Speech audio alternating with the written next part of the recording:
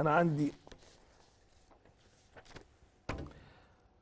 بعض الاخبار بيقول لك ايه بقى، ان بيراميدز قرر يجمد مستحقات اللعيبه بسبب الاستهتار.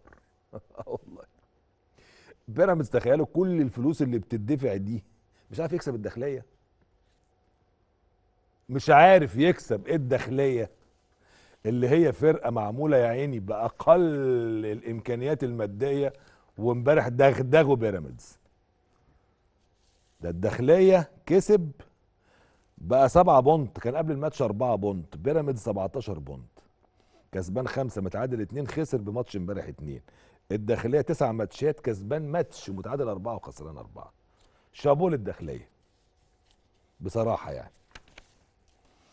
كمان بيقول لك انه في ازمه في نادي فيوتشر اسمها ناصر ماهر.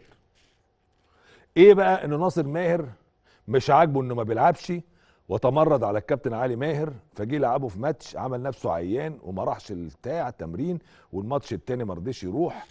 فالكابتن علي ماهر قرر يبدا مرحله التهذيب والاصلاح مع ناصر ماهر.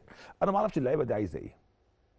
اه والله، يعني لعيب انت كنت اسم كبير وكنت موجود مع منتخب الاولمبي وكل الكلام ده، رحت الاهلي ومشيك، ما كملتش التجربه، رحت فيوتشر نادي حظك انه نادي مستقر اداريا وماليا، وكمان عندك لعيبه كويسه جدا تبرزك، ما تلعب وتجتهد يا عم، تلعب شوط، تلعب دقيقه، تلعب ربع ساعه لغايه ما تدغدغ الدنيا وتبقى اساسي.